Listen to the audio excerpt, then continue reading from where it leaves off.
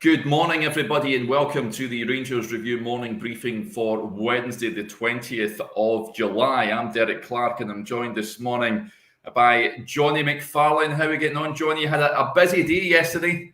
Yeah, it was a bit of a killer yesterday because I decided to go to the game, so it was started at 9 and sort of finished at midnight type thing. So it was quite heavy going. But you know, it was a great game. Rangers played terrifically well. I'm sure we'll get into it. Yeah, that's the work that goes into this site, folks. Absolutely unbelievable. And before we talk about the game, great win for Rangers last night against West Ham. As you can see in the little ticker below, we've got that tremendous offer on the website just now. When you subscribe, you get 2 months for £2. We're practically giving it away. Maybe leave it, Derek, for a couple of hours, given that our servers are currently melted and you can't get on the website.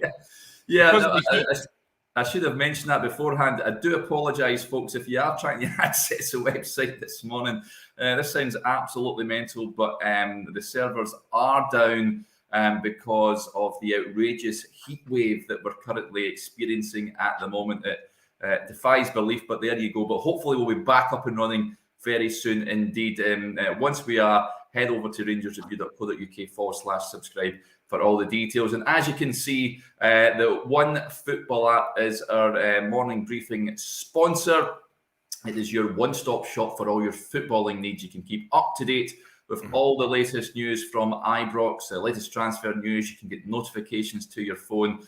It's got everything on there, not just Rangers as well. You can keep abreast of all that's happening in Scottish football. There's fixture lists and what have you. And you can scout the opposition, and you can also keep your eye in on what's going on down south in England and also on the continent as well. The good news is it's totally free. It won't cost you a penny, and it's available for iPhone and Android users.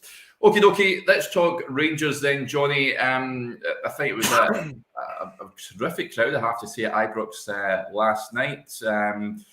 West Ham brought around 1,600 fans up as well for the game. It was a cracking atmosphere. Not much happened in the first half. Second half, Rangers exploded. I know you put that in your piece, in your detailed player ratings. Tom Lawrence and Rabbi Matondo catching the eye. Lawrence scoring and then setting up 2 goals in 15 minutes. He really was terrific. Lawrence with the opening goal. Kent with the second, lovely move, and then Matondo adding the third. West Ham did get a goal late on. Souček, a bit of Jubaiti over their goal, but Rangers ran out 3-1 winners. And all in all, a good exercise, Jonny. Yeah, it was excellent, and against a really, really good side as well, Derek. We're not talking about one of the lower lights of the Premier League, but to be honest, even to beat one of them would be a solid pre-season result. But West Ham are in the top 8 quite comfortably. I think top 8, 9, 10 teams. I think they'll do pretty well this season. Once again, they have got good players throughout the side. And first half was, as you sort of discussed, Derek, not much going on, pretty equal. But second half, Rangers were just different gravy for the first 20 minutes of that and just blew them away. And that was game over. Yes, West Ham came into it probably 25 minutes to go and tried to get back into the game and kind of dominated the ball. By that time, Rangers had made a number of changes. So, you know, I think what you have to say is huge kudos to these 2 new lads, Tom Lawrence and Rabbi Matondo. I mean, that is an impressive start. 45 minutes. Lawrence, to me, absolute standout. I know everyone's talking about Matondo. Tom Lawrence, if you watch the way he moves, and you don't really appreciate this if you're watching it on telly, he is an absolute killer in those areas. His movement is very, very clever. I think he's going to be one of these players that looks like he's not necessarily doing very much, but then pops up with a couple of goals. He is just one of these guys that ghosts into space, and you can see from his finish. I thought it was a straightforward finish at the match, but watching it again on video, it's not a straightforward finish. It's a very, very tidy finish indeed. So I thought Lawrence was a standout in terms of his movement. 2 assists, 1 goal. I mean, all done within 13 minutes of coming on for your Ibrox debut. Not bad at all. But Matondo, that he's the quickest player I've seen at Ibrox for years. I mean, I thought Fashion Sakala was rapid. This kid is absolutely lightning. Yeah. And again, very direct and showed that he has a good delivery as well. I mean, he picked out Lawrence brilliantly for the first goal. So, Derek, I've got to say, I was very impressed. I noticed you were describing Matondo as orgasmic. Yes. Last night on Twitter. You're not one for a hubristic comment, are you? But you thought you... Yeah, I said he was frightening, Johnny. Listen, his pace, it's not just that. I mean, they're up against a Premier League side, like you say, top-end Premier League. These boys are fit as, and he was just, it was, we've talked about Calvin Bassey being like a cheat code. This is like almost a cheat code for pace with Rabi Matondo. And I see the teddy bear mentioned he's going to rip this league apart. I can't wait to see him in action, but you can bet your bottom dollar teams are going to double up on him because defences are going to get roasted if they give any time on the ball. So, but mightily impressed. Tom Lawrence, again, went on record when Rangers were interested in him. I said he'd be a terrific signing. I've watched him a few times and he scored a beauty in each of the games I watched. So I think he's going to be one that the Rangers supporters will love seeing. And again, great bit of business. Didn't cost a transfer fee as well. One player who has cost a transfer fee and was paraded, Johnny, yesterday was Ben Davies. Of course, love watching his interview on Rangers TV at half-time last night when I was watching the game. He's over the moon to sign, and I'm really looking forward to seeing how he gets on. He's a ball-playing centre-half as well on that left-hand side, very much similar to Goalson, you could say, very composed, doesn't really feel flustered on the ball, and I think he's going to work well in what Giovanni Van Bronckhorst is trying to play in the system he's trying to adopt. I think that's a good acquisition, Johnny. Yeah, I do think that I totally agree, and it shows you that Rangers are really, really taking the defensive area seriously because there's a lot of bodies in there. I was talking about this last night with several people at the game. Rangers are really, really overstocked now. It's not like they were waiting for people to go to get people in. So they clearly see Davies as an important part of the team. And Gio said it last night when he was asked about Davies. I think it was his last question. You can get that on our YouTube channel. You feel the full 10-minute press conference. And he said, look, not only is he a central defender, but he's a left-footed central defender. And that's really, really important in our build-up. And that's spot on. If you've got a left-footed central defender there, you can move the ball that much quicker out of defence. Now, it's only fractions of seconds, but we know at elite football level, it's these marginal gains that make a difference. So to have a guy who's really, really comfortable in the ball, he's a tall lad as well. I think he's well over 6 foot. So while he's not supposed to be as good in the air, Calvin Bassey wasn't terrific in the air. And he was able to really, really perform well for Rangers. Sometimes you've got to get around this idea that modern football is slightly different. It's changed.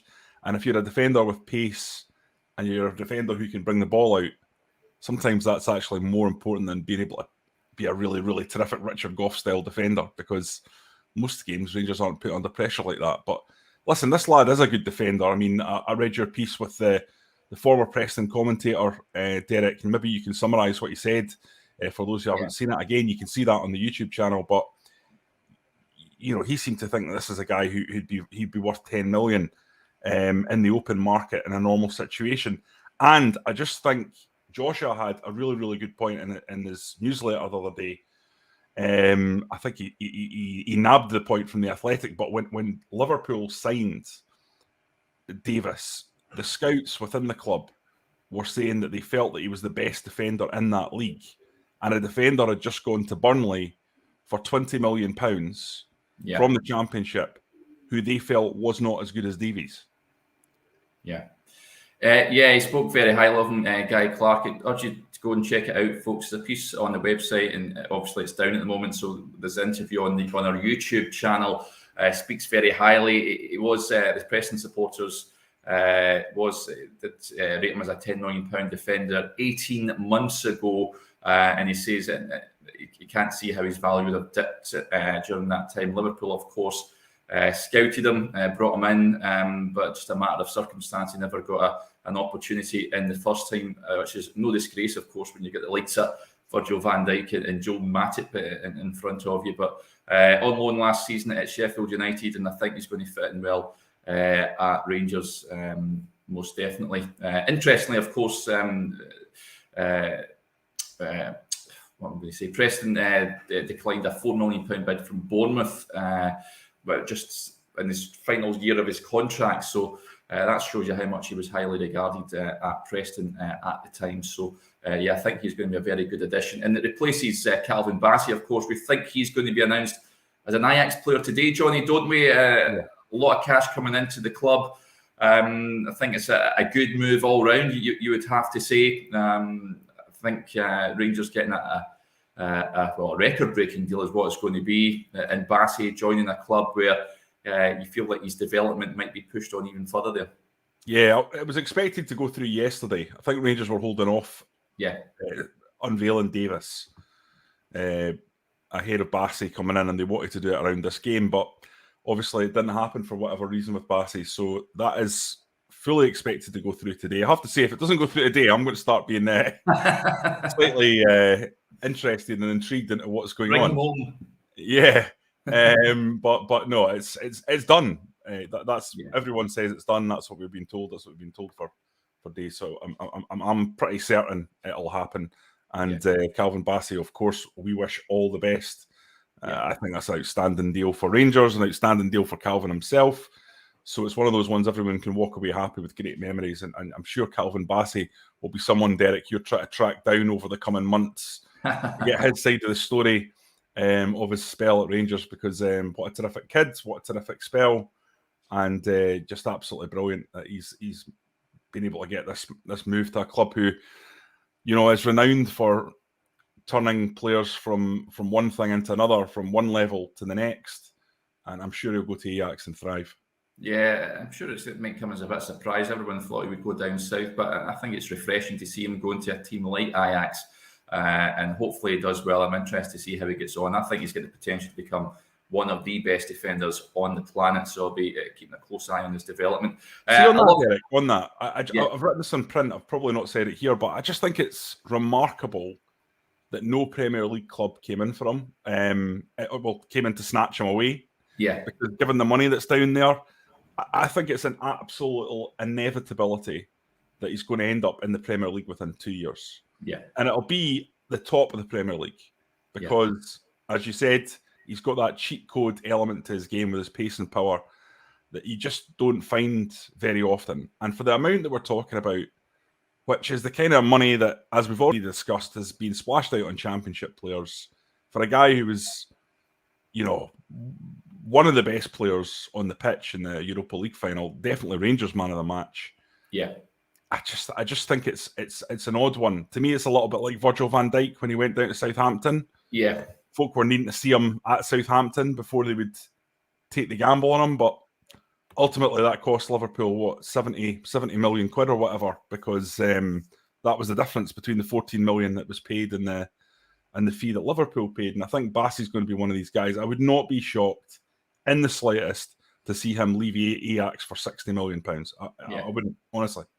Yeah. Me I love the global audience we've got in this show, Johnny. A few folk tuning in from Australia. And Roddy Scott says, good evening from Newcastle, New South Wales. It's great to have you alongside us, Roddy. Let us know where you're watching the show, folks. It blows my mind seeing everyone tuning in from all over the place at various times of the day as well. So many comments coming in from last night's game, Johnny. I wanted to touch on a few that sort of caught my eye here.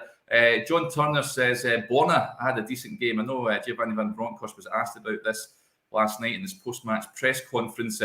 Scored a beauty on Saturday, and it looks like he's pretty sharp so far in pre-season. Absolutely. The club have total confidence in Borna Barisic. That's not in doubt.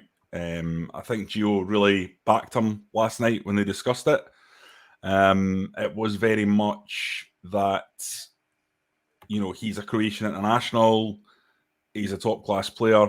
I think the thing about Borna is he's a confidence player. He needs to have his mentality right. He needs to feel 100% spot on before you see the best of him. And when he is like that, it is outstanding. And last night, I thought from the get-go, he was powering into the challenges. He looks physically really sharp. He looks, I don't know if he's bulked up or if he's changed something, but he looked like he was cut from marble last night, Derek. I don't know if it was just I've not seen him up close for a while, but he was just looking really powerful. He's going up against big lads. West Ham were a team of units. I mean, just to give you an example, like Soucek in midfield, looks like he must be 6'4", 6'5". He's a big guy, much bigger than you normally see in a midfield.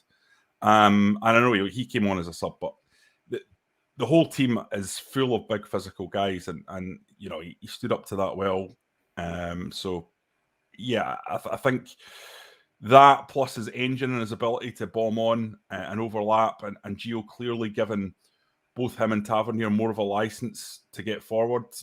Obviously, I don't notice any of these things, but Joshua was in my ear pointing out how the fullbacks were once again being asked to bomb on more in a sort of Gerrard style than a what was initially being sort of asked for by Giovanni van Bronckhorst. Yeah. So I think he was terrific. Yeah. Lee Williamson sort of echoes that. Says Barisic was outstanding last night against a very difficult opponent in Bowen. I love this comment from Ryan Stewart. He says Barisic played like a man that spent the last few days reading all our tweets saying how badly we need a left back. Yeah. Who knows? Long may that continue. Barisic's form. Some other questions coming in. Scott Hammond raised this is a report this morning. He talked about Turkish left back being on the radar. This is Yilmaz from Besiktas. We're trying to clarify this, folks, and we'll try and bring you an update on that. Rangers linked with a Turkish left back this morning in a number of different newspaper outlets. Let's move on. There's a good question here from Derek Gray. He says, tip of the hat to Sands last night. Best I've seen him look. Of course, came on at half-time at centre-back again, Johnny.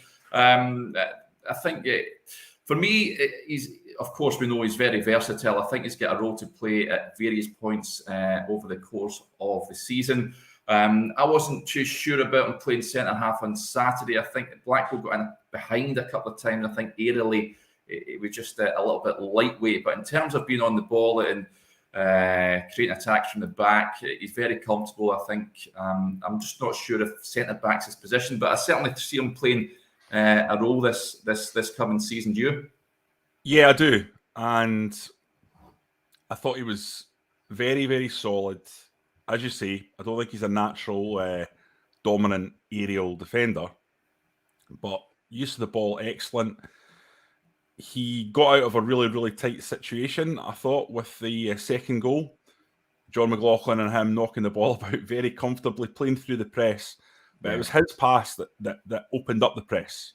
You know, it's just a beautiful little touch, almost like with his heel, almost. He's just flicking the ball and just lofting it like a pitching wedge over the top to Tom Lawrence, who great touch, and then Rangers are away, and they've got so much speed up there that West Ham just aren't going to get near them, and then the quality as well to put the ball in the back of the net. But that moment in the build-up was a terrific moment for him, and people will be looking back on that and saying, well, there you go, there's his quality writ large. Yeah.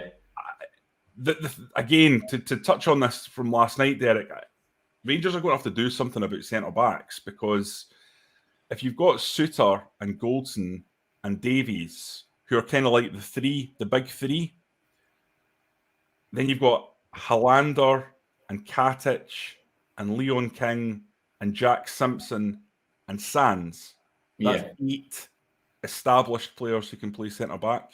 Yeah, that is an awful lot. That's not sustainable for any club from a point of view of operating financially properly. You know what I mean? But Rob Cole says that does it him coming on indicate Katic has not shown GVB enough so far? I'm not so sure. I think he did well when he came on against Blackpool, but it does tend to suggest that I think he's one of the players, Johnny, that I wouldn't be surprised to see him head off for pastures new. It's a real shame, but I just don't see it. I think Suter, Goldson, Davies are all certs. I think Leon King's a cert. That's 4. I think the club will probably want 5 for the season, I think James Sands is 5. Yeah. I think that means that Helander, Katic, Simpson. Simpson, well, obviously Simpson, but Helander, Katic, if the club can move them on, they will. And I think they'll actively try to move them on. Whether or not you'll be able to get somebody for Helander, who's a very, very good player, of course, I don't know. The only caveat to that would be if Van Bronckhorst has decided he's going to move to a 3 more often, and maybe he'll think that he might want to keep Helander around for that, but Leon King can play left-sided very comfortably. We've seen him play left-back. So I think Leon King is likely to be the sort of number 2 in that slot, and we know John Souttar can also play there. So I just think that's something Ross Wilson will be working on. There's no doubt about that.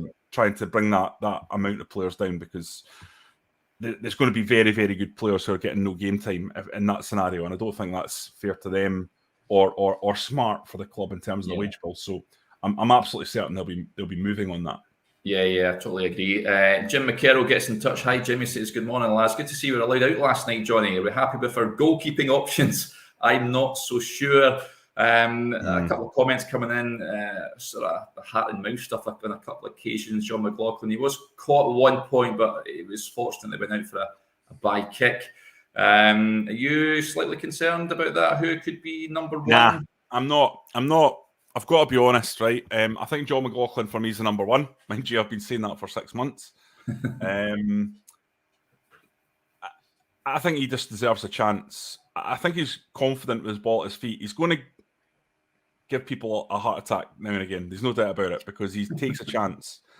And there will be at least one goal this season that is his fault. There's no doubt about it if he plays for the whole season, because you can tell that he's a guy that is just like, he enjoys to play out.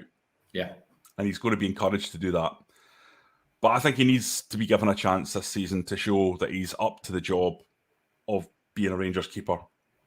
And if there's problems, and if McGregor can't come in, and or McCrory can't come in, because they're 3 good keepers, regardless of the season McGregor had last year, which was up and down, as we know. I think that you then think about going in January and sorting something out. But I don't think any of these keepers, any of the 3, will be a major, major problem for Rangers in the season. So I think there's enough there that you can channel the money in other areas. Now, I know Rangers have got a bit of cash right now. There's no doubt about that. Do you go and say, right, we'll go and spend a bit of that money to ensure that we've got the keeper that we need for the next 5 years? Go and get a young 21, 22, 23-year-old really talented player from abroad. I don't know. It depends if one's available. But they should be totally relaxed about the goalkeeping situation, because they've got enough quality, I think, there. I wouldn't get too concerned about that. Yeah. I'm just like some of the comments coming about Robbie McCrory. I've went on record and saying I'm not too sure being 3rd choice for another season does him any good. I'd like to see him play games, whether that's on loan or whatever. I think for the good of his career, he has to be playing first team football and seeing that pathway to the first team. Lots of other comments coming in. I wanted to touch on this, Johnny. Of course, Tottenham are coming up there, the visitor to Ibrox on Saturday. But Rangers also playing Queen's Park, is that right, on Sunday? So that they've managed to shoehorn another game in before the start of the season. So you'd imagine there'll be an opportunity to give the whole squad, I'd imagine, game time and minutes so that they're ready for that season opener against Livingston. Yeah, I think so, Derek. Ultimately, at this stage of the season, it's all about minutes. So I think it's really, really important that people are getting minutes in their legs, not just from the point of view of topping up for the season ahead, but I think also for if players are wanting to go out on a transfer. Yeah, it's important that they're actually ready to go and sign for a team, with the team knowing that they can slot straight in. So I think that's part of it as well. But I think Rangers are looking pretty tidy. Joshua is going to have has a detailed breakdown of last night on the website. When the website's up and running, you can see that. And he was very excited about what he's seeing in terms of the adaptations and the developments that Giovanni Van Bronckhorst is making. But last night was the first we heard about Queen's Park. Frankly, Kathich Loyal's asking, "Is it going to be on TV?" Gio mentioned it at the end of his presser, and the guy who's sitting next to me turned to me and said, "Is the Queen's Park game on Sunday?" I'm off. I said, "I'm off. I'm not aware of it." So I'm going to get on top of that today. I'll make a call today and find out what's going on with that and whether or not that's going to be open for the press or what it is. I suspect it's a behind closed doors game. So time will tell. We'll see what happens with that. But as you say, Derek, it's all about getting the minutes under the belt. Yeah, absolutely. Let's address some of the other comments that come in. So many coming in at the moment. What league are Queen's Park in? They're now in the Championship, actually. They're doing really well. They've got Owen Coyle as manager now. They're bringing a few players in. They've got, I believe, a Dutch head of football operations as well. So obviously they're not amateurs anymore. So certainly showing a bit of ambition there at Queen's Park. It will be a decent run out. Elliot says in Mick Beale testimonial, not Queen's Park Rangers, Mick, but Elliot's actual Queen's Park. Some other comments coming in. The comment here about Hollander breaking down more than our website. Well, that's the first time I think our website's went down. So it is, yes. Factfully, that's true. That's a true statement there. Graham Corkin, good friend of the show, says Spurs another step up. Looking forward to that one. Some great players to put ourselves against. Yeah, absolutely. And Antonio Conte, I'm sure everyone's seen the images and the videos of us pre-season. Just rolling his players into the ground. Now, that is old school. I'm a big fan of seeing that. Players spewing at the side of the pitch. I know that the sports science guys will be going off their nut at seeing stuff like that. But for me, love that sort of stuff. And it's going to be a workout and a half on Saturday, Johnny. Yeah, well, first of all, we remember Steven Gerrard did that in Tenerife in the sort of mid-season break. And there was all these images of like Joe Worrell spew. I remember there's one of Joe Worrell mid-spew. It hadn't even hit, for anyone having their breakfast, by the way, but it hadn't even hit the ground. It was it was something else. An incredible photo. Yeah. But actually, I've got to be honest, the mid-season break that happened, I wondered if that was if the beasting sort of Gerrard gave his players in terms of the physical demands was part of the reason that kind of there was a big drop-off for Rangers. I know they refuted it, but I thought it was a bit odd that he would take them out and hammer them, and then they looked tired when they got back. It happened 2 years running. And to be fair, it didn't happen in the third season, did it, for 55? Yeah. But regardless, Spurs are going to be top class this year, Derek. I think they're going to be, while not quite, I don't think, challenging Liverpool and Man City, I think they'll be the third best side and they'll be much closer than they've been. You see the type of players that Conte is bringing in. Smart. He shopped well in the Italian league, which has got great players, and the English Premier League has been reluctant, I think, until recently to shop there for some reason. You see, like Koulibaly has been probably the best defender in the world for 4 or 5 years, alongside Chiellini, and no one in the Premier League, despite the money they had, have come in and try and nab them away. I know Chiellini would have been difficult to get away from Juventus. Yeah. But Koulibaly is just a superb player, tailor-made for the Premier League. I think Chelsea have won a watch by getting him. But Spurs have also done a good bit of work there. Perisic, I think, will be a very, very good player for them. Obviously, top class, great mentality, great to have around the dressing room. I know I think he's 33, 34 now? Yeah, around there, yeah. But just a guy that you can hang your hat on, a warrior. And they've spent well. Longuet is a really good. I don't know if that's the pronunciation. Richarlison as well. They're signed. Richarlison will be good. That takes the onus off Harry Kane as well, mate. But Richarlison's also he's quite versatile. He can play in multiple positions, so he gives you that opportunity, I think, to to change things up should you need it. He doesn't have to play. He can play with Harry Kane. Doesn't have to play off him. So I don't know. I mean, in terms of being a step up, it's a big step up from West Ham, isn't it?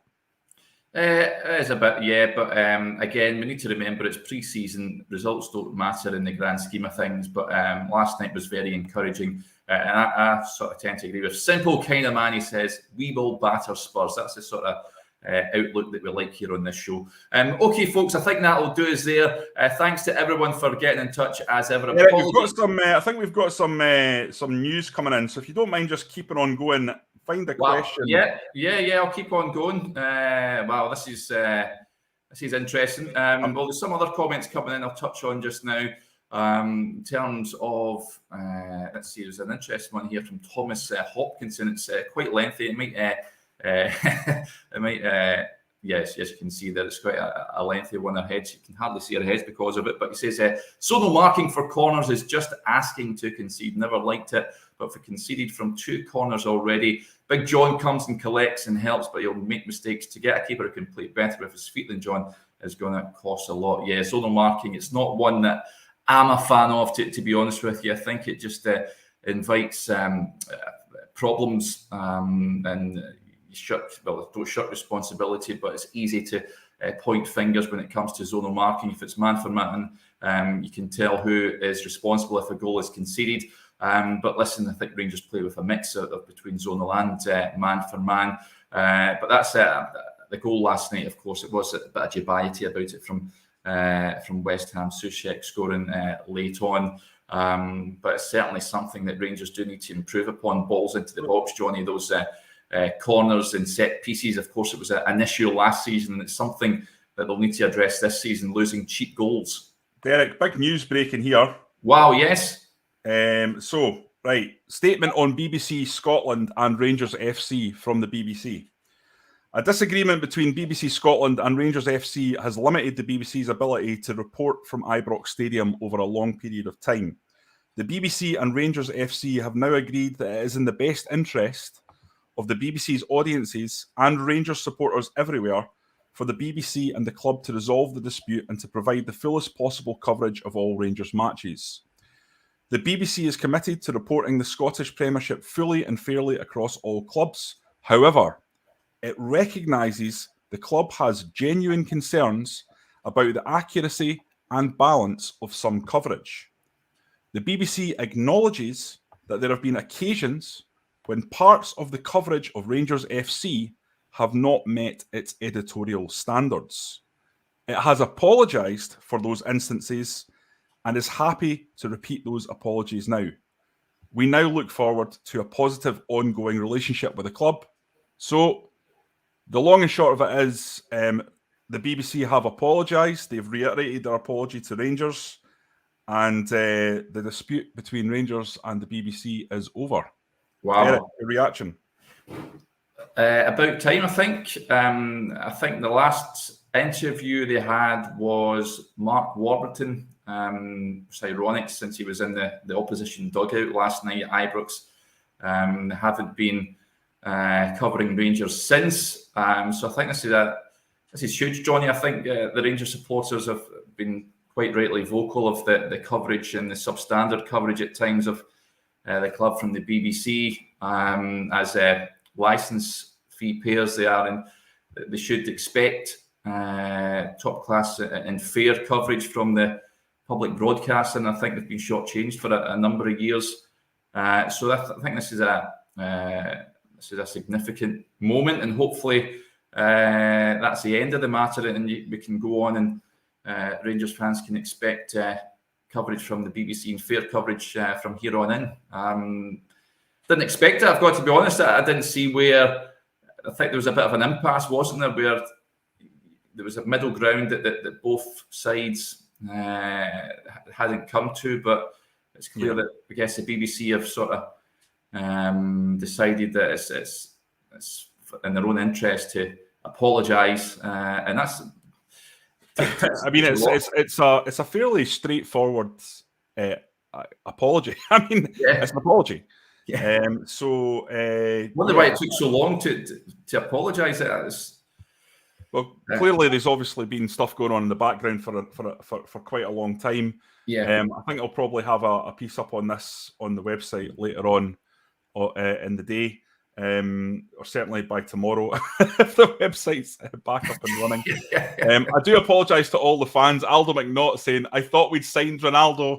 Presumably seeing my face going, No, keep on going. I just thought no point in doing another video later on whatever news comes up, but I was told there was some big news coming out. So there you go. The BBC have apologised to Rangers.